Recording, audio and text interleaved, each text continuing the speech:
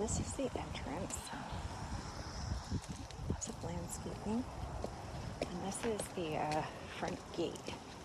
So it's kind of steep down there. So this is M Street. Well, that's K Street. I think it's close to M Street. I think M Street is down there. But not too far is Pacific. Pacific is pretty busy, so it's not the best area. I know you guys have kids and stuff, and yeah, there's a good amount of crime in this area. But I mean, they did a really good job remodeling the houses.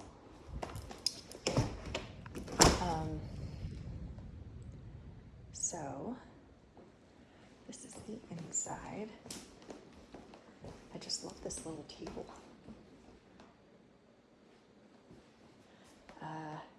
So I did notice the fridge has some dings on it. You can kind of see it. It's a little wavy. So super cute. Oh, and they have a little hood up there.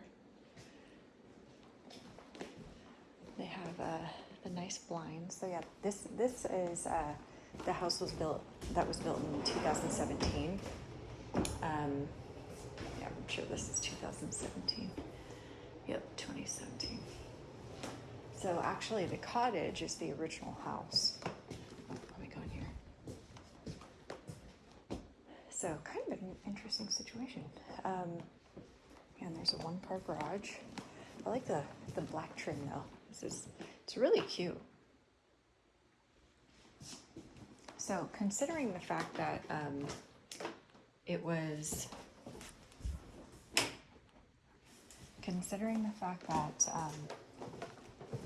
it's not in the greatest area, I don't know how. I think it'll still be competitive, just maybe not as competitive as I thought it would be. So I will go over my thoughts in the other house, just to kind of give you an overview.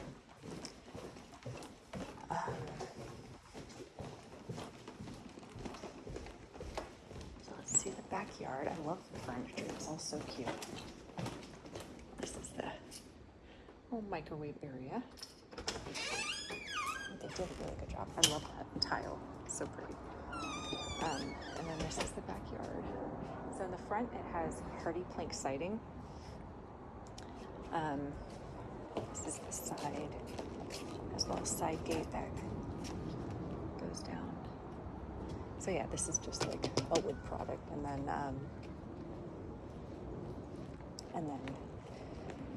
hardy plank is the good stuff.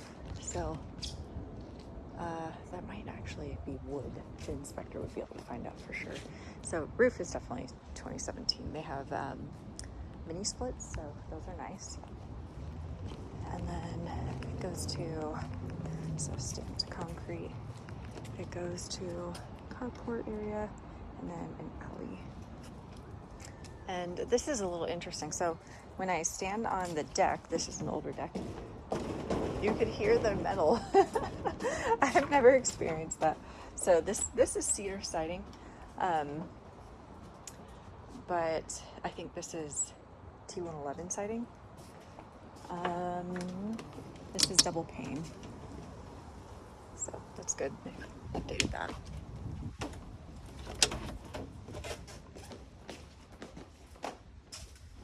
Is that double pane? So this is the garage. Yeah, it is double pane. They're just old windows. So yeah, this is the garage. Put storage and stuff in here. And it is automatic, so it opens by itself. I love the cedar ceilings. So, I mean, they did a good job with it. So this is definitely the older one. And, let's see, this is the little bathroom. Super cute. And it doesn't look like it has a dishwasher, but you know, my first house didn't have a dishwasher, so and it's not super necessary. You just have to get a little microwave, then washer dryer. So yeah, you can tell that this one's the older house. And this is the deck, and it leads to the alleyway.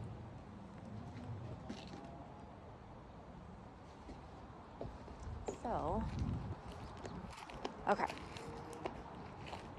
So just to kind of give you guys an overview or a rundown, when you try to take a house off the market, it's brand new on the market, and it seems like it's going to be competitive, you could send a really good offer. So that's what you do to take a house off the market, so they forget about the offer review date. So you send a really good offer, and in this case, I'm thinking maybe like $525, and so $525, and then we would need $10,000 in closing costs, so that would be net $515 above asking. I don't think they're going to want to do the 60-day. They wouldn't want to close in August. If you're in a competitive situation, it's really hard to get an extended closing.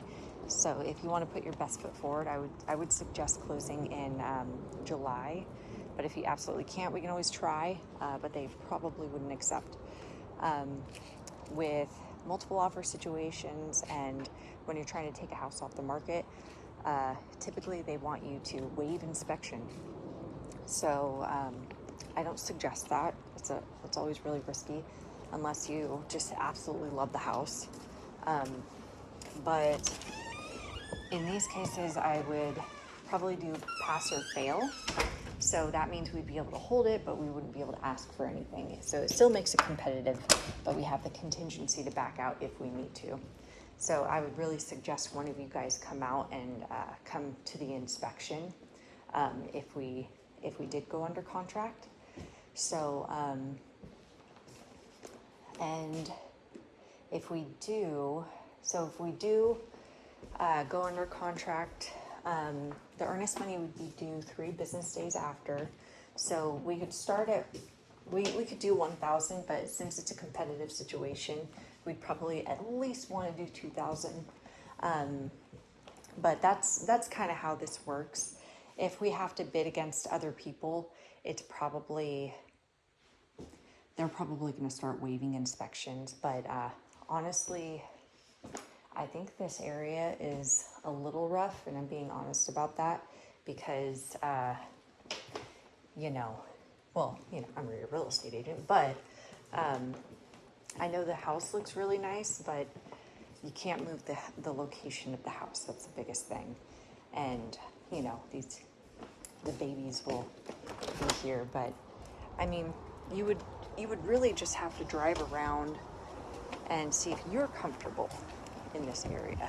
That's the biggest thing. And I always say, if you feel uncomfortable in an area, if you just don't know if you would feel comfortable, drive around at night to see if you're comfortable. So, yeah. So that's what I suggest.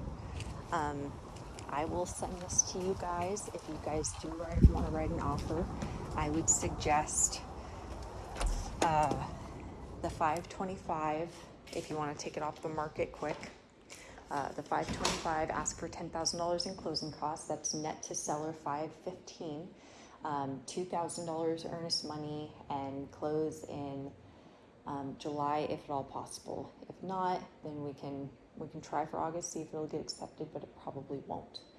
And then if you guys don't want to try to take it off the market, we can just see what kind of offers they receive on Tuesday, and then we can kind of gauge where we want to, submit price-wise and term-wise at that time. So yeah, just let me know what you guys want to do.